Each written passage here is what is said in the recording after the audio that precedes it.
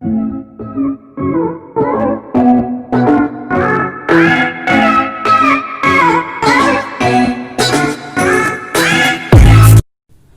students, last time. Today we are going to see a very interesting chapter in mathematics, that is probability. The probability means possibilities or chances we get, that is a probability. The probability is the way of quantifying or measuring uncertainty. Probability is a measuring of uncertainty. For example, a farmer is growing a paddy or wheat like this.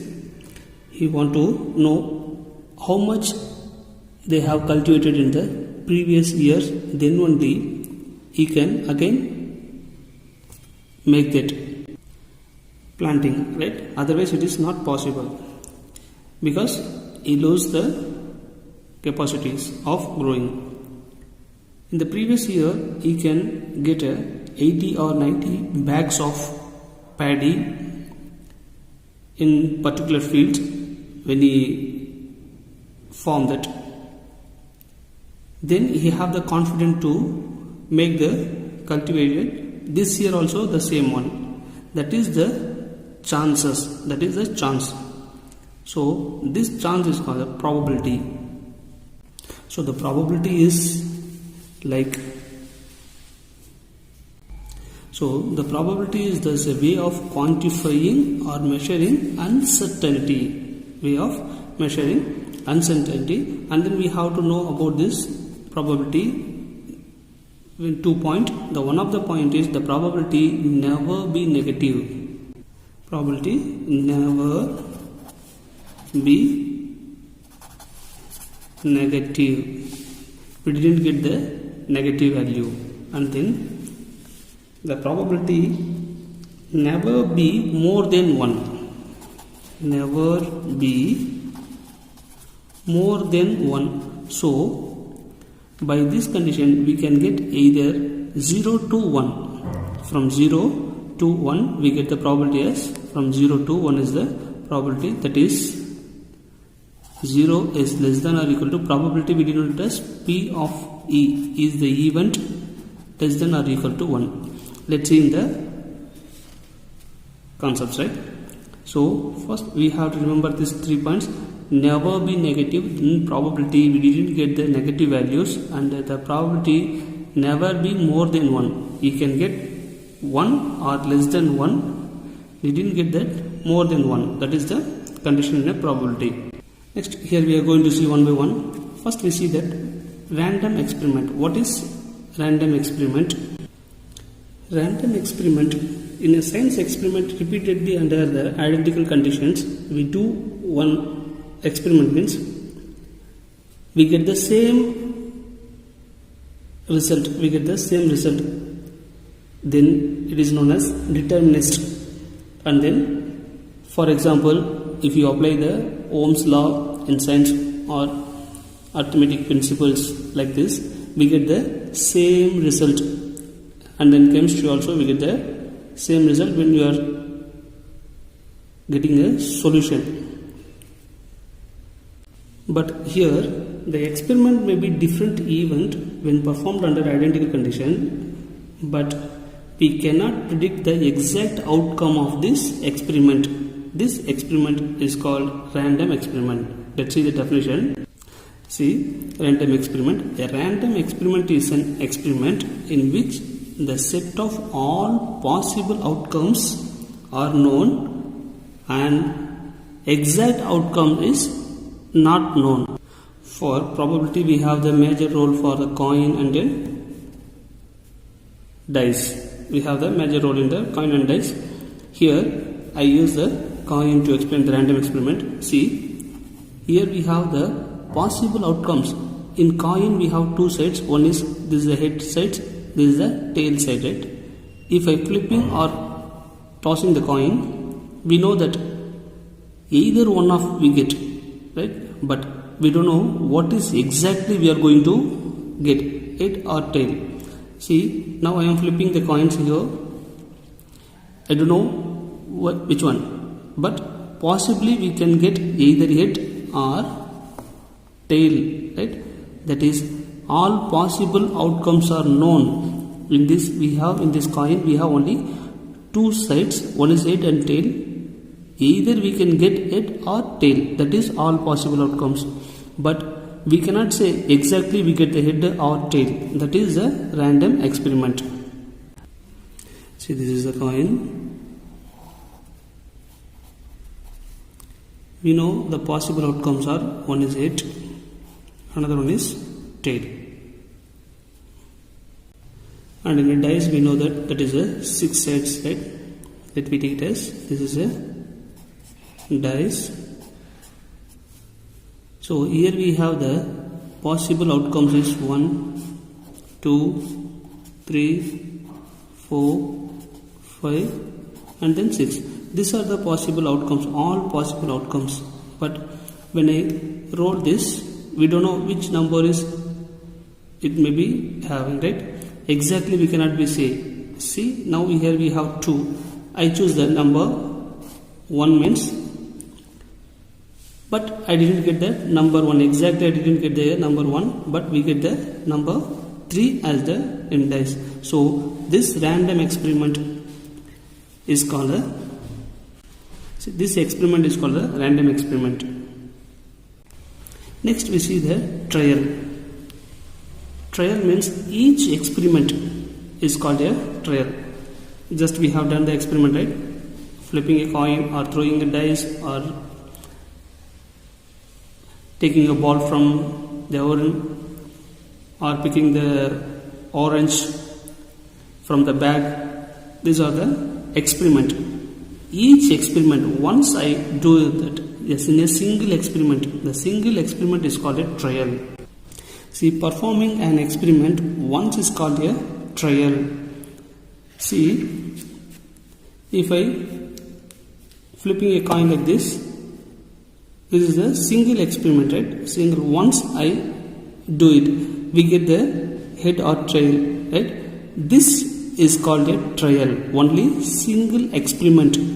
Once I do that, means that is the single experiment. This experiment is called a trial. And also we want to know what is the outcome. The result of the trial is the outcome. See, the result of the trial is called an outcomes.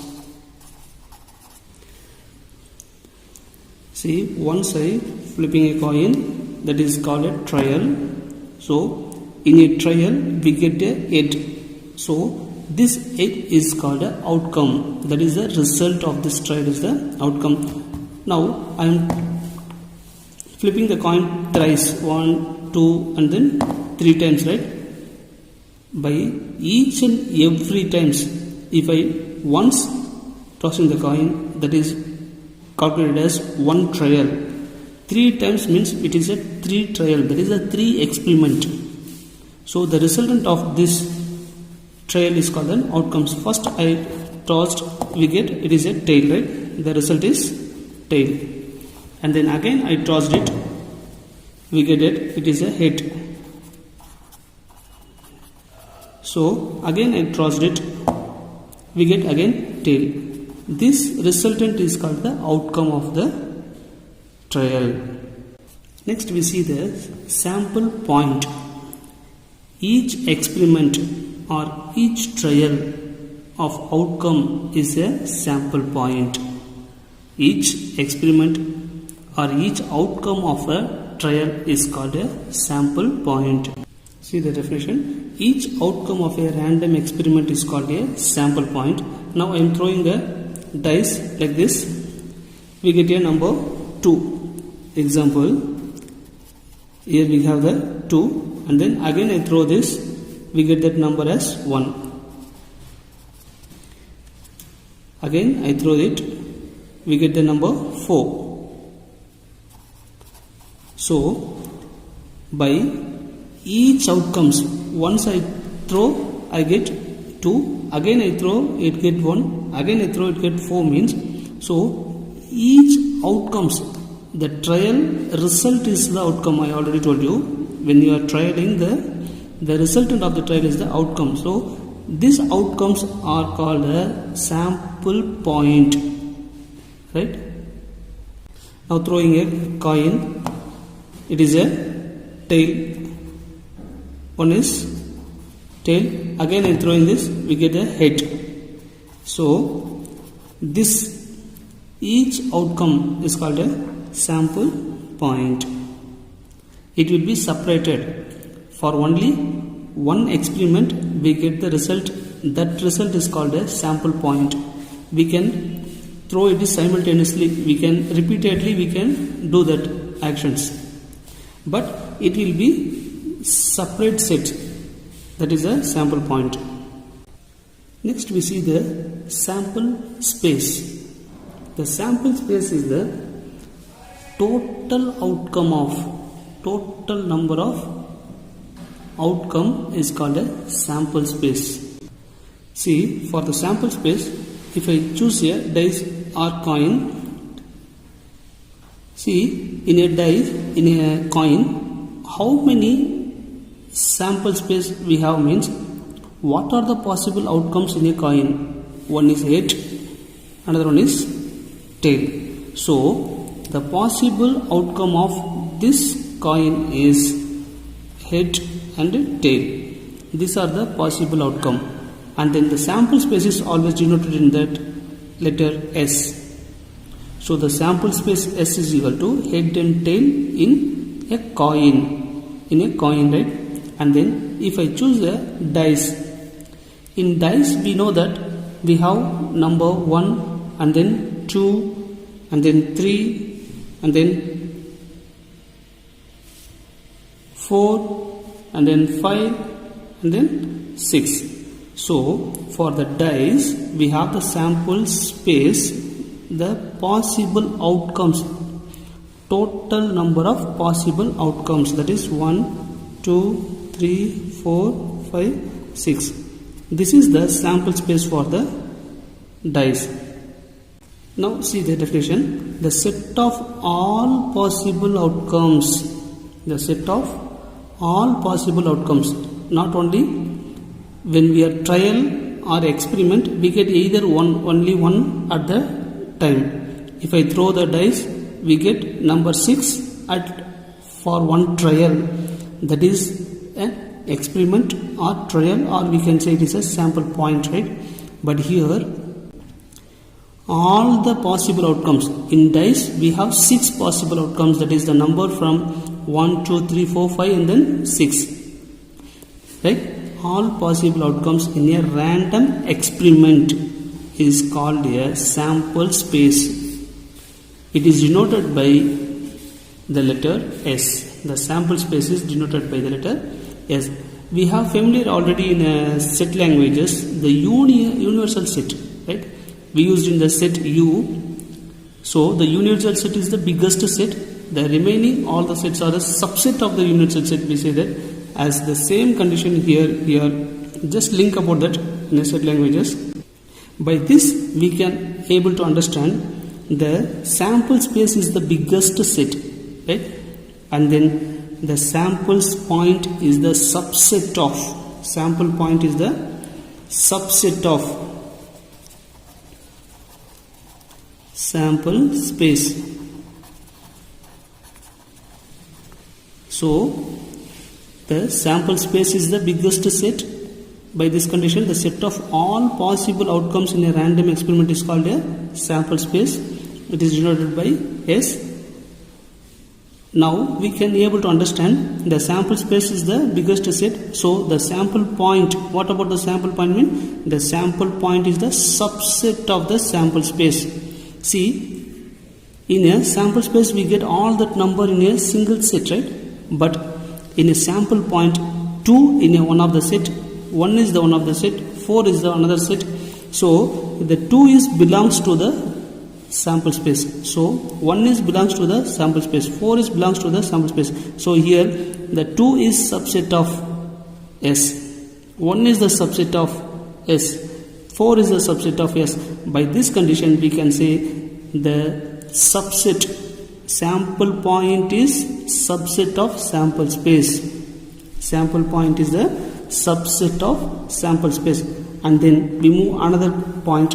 The trial is also, each trial or each experiment is also a subset of the sample space. So by this condition, the trial is also a subset of sample space. See, in trial we get the head and tail, right? So the tail is the subset of S here, H and T is here in the sample space.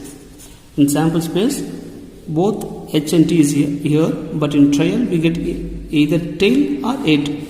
The head is the subset of S and the tail is the subset of S. So by this condition, we concluded that the sample space is the biggest set, that is all possible outcomes in a random experiment. Then trial is a subset means, then what about the random experiment? Then the random experiment is also the subset of the random experiment is also a subset of the sample space. And the next video we see about the what is event. So in this video we have understand what is a random experiment, trial, sample point and sample space. And remember these 2 points, the probability never be negative, the probability never give the negative value, right? And then never be more than 1, the probability is not more than 1, right? Thank you, students.